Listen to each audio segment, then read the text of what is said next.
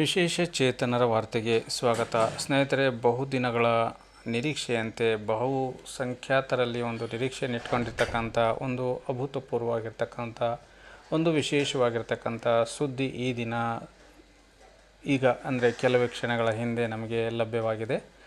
ಆ ಸುದ್ದಿ ಯಾವುದು, ಯಾವ ಸುದ್ದಿ, ಅದರಿಂದ ಯಾರಿಗೆಲ್ಲ ಅನುಕೂಲ ಆಗಲಿದೆ ಅಂತಕ್ಕಂಥ ಮಾಹಿತಿಯನ್ನು ಈ ವಿಡಿಯೋದಲ್ಲಿ ತಿಳಿಸ್ತಾ ಹೋಗ್ತೀನಿ. ನಮ್ಮ ಚಾನಲ್ ವಿಶೇಷ ಚೇತನರ ವಾರ್ತೆ ಹೊಸದಾಗಿ ನೋಡ್ತಾ ಇರೋರು ಚಾನಲನ್ನು ಸಬ್ಸ್ಕ್ರೈಬ್ ಮಾಡಿಕೊಂಡು ಈ ವಿಡಿಯೋವನ್ನು ಲೈಕ್ ಮಾಡಿ ಪ್ರತಿದಿನ ವಿಶೇಷ ಚೇತನರ ವಾರ್ತೆಯನ್ನು ತಪ್ಪದೇ ವೀಕ್ಷಿಸಿ.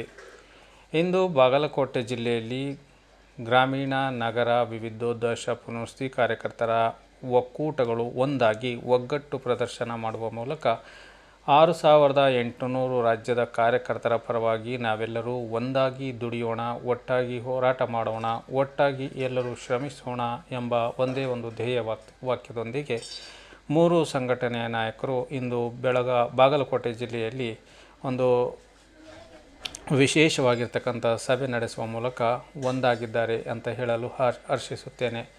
ರಾಜ್ಯದ ಸಮಸ್ತ VRW, URW, MRW ಅವರ ಏಳಿಗೆಗಾಗಿ, ಅವರ ಹಕ್ಕುಗಳ ಹೋರಾಟಕ್ಕಾಗಿ ಮತ್ತು ಅವರ ಒಂದು ಏನು ಬೇಡಿಕೆಗಳಿದ್ದಾವೆ ಅವೆಲ್ಲವನ್ನೂ ಕೂಡ ಈಡೇರಿಸಲು ಯಾವೆಲ್ಲ ಪ್ರಯತ್ನಗಳು ಮಾಡಬೇಕು ಅದನ್ನು ನಾವು ಅಷ್ಟು ಜನ ಸೇರಿ, ಎಲ್ಲರೂ ಸೇರಿ, ಎಲ್ಲ ಮುಖಂಡರು ಸೇರಿ ಒಗ್ಗಟ್ಟಾಗಿ ನಾವು ಮಾಡೋಣ ಎನ್ನುವ ಒಂದೇ ಒಂದು ಏಕೈಕ ವಾಕ್ಯದೊಂದಿಗೆ, ಪಂಕ್ತಿಯೊಂದಿಗೆ ಈ ಸಭೆಯನ್ನು ಇವತ್ತು ನಡೆಸಲಾಯಿತು ಅಂತೂ ನವ ಕರ್ನಾಟಕ ಮುಖಂಡರಾದ ಶ್ರೀಯುತ ಅಂಬಾಜಿ ಮೇಟಿಯವರು ಇದೀಗ ತಾನೇ ನಮಗೆ ದೂರವಾಣಿ ಕರೆ ಮಾಡುವ ಮೂಲಕ ಮಾಹಿತಿಯನ್ನು ನೀಡಿರುತ್ತಾರೆ. ಸ್ನೇಹಿತರೆ, ಏನೇ ಆಗಲಿ, ನಮ್ಮ ಸಮಸ್ತ ಗ್ರಾಮೀಣ ನಗರ ವಿವಿಧೋದ್ದೇಶ ಪುನರ್ವಸತಿ ಕಾರ್ಯಕರ್ತರ ಒಂದು ಬೇಡಿಕೆಗಳು ಏನಿದ್ದಾವೆ ಅದನ್ನು ಶತಾಯಗತ ಎಲ್ಲರೂ ಕೂಡ ಒಗ್ಗಟ್ಟಾಗಿ ನಾವು ಪಡಿಲೇಬೇಕು ಎನ್ನುವ ಒಂದು ಛಲದಿಂದ ತಮ್ಮ ಎಲ್ಲ ತನುಮನ ಸಹಕಾರದೊಂದಿಗೆ ಮುಂದಿನ ದಿನಗಳಲ್ಲಿ ನಾವು ಹೋರಾಟವನ್ನು ಮಾಡೋಣ ಅಂತಕ್ಕಂಥ ಮಾಹಿತಿಯನ್ನು, ಸಂದೇಶವನ್ನು ರಾಜ್ಯದ ಸಮಸ್ತ ಕಾರ್ಯಕರ್ತರಿಗೆ ಇವತ್ತು ನೀಡಿದ್ದಾರೆ.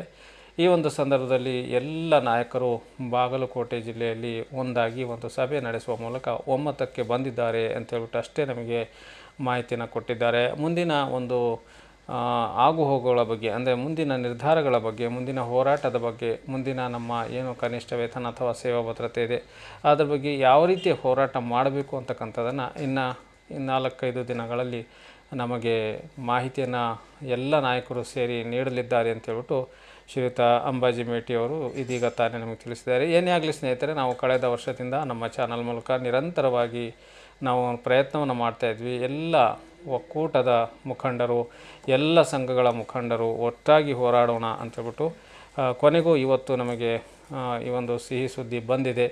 ಎಲ್ಲ ಮುಖಂಡರಿಗೂ ಜಯವಾಗಲಿ, ಎಲ್ಲರಿಗೂ ಕೂಡ ಒಳ್ಳೆಯದಾಗಲಿ. ರಾಜ್ಯ ಒಕ್ಕೂಟ ಆಗಿರ್ಬೋದು, ನವ ಕರ್ನಾಟಕ ಒಕ್ಕೂಟ ಆಗಿರ್ಬೋದು, ಪ್ರವೀಣ್ ನಾಯಕ್ ಅವರ ಬಳಗ ಆಗಿರ್ಬೋದು, ಎಲ್ಲರಿಗೂ ಕೂಡ ದೇವರು ಇವತ್ತು ಒಂದಾಗಿಸುವಂಥ ಒಂದು ಶಕ್ತಿಯನ್ನು, ಬುದ್ಧಿಯನ್ನು ಕೊಟ್ಟಿದ್ದಾನೆ. ಈ ಮೂಲಕ ನಾವೆಲ್ಲರೂ ಕೂಡ ತುಂಬ ಹರ್ಷಿತರಾಗಿದ್ದೀವಿ.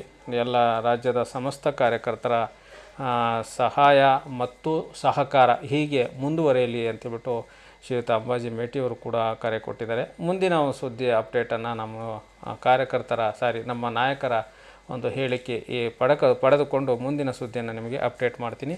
ಈ ಒಂದು ಒಗ್ಗಟ್ಟಿನ ಪ್ರದರ್ಶನ ಹೀಗೆ ಸದಾ ಮುಂದುವರಿಯಲಿ ಎಂದು ಆಶಿಸುತ್ತೇನೆ. ಜೈ ಹಿಂದ್, ಜೈ ಕರ್ನಾಟಕ.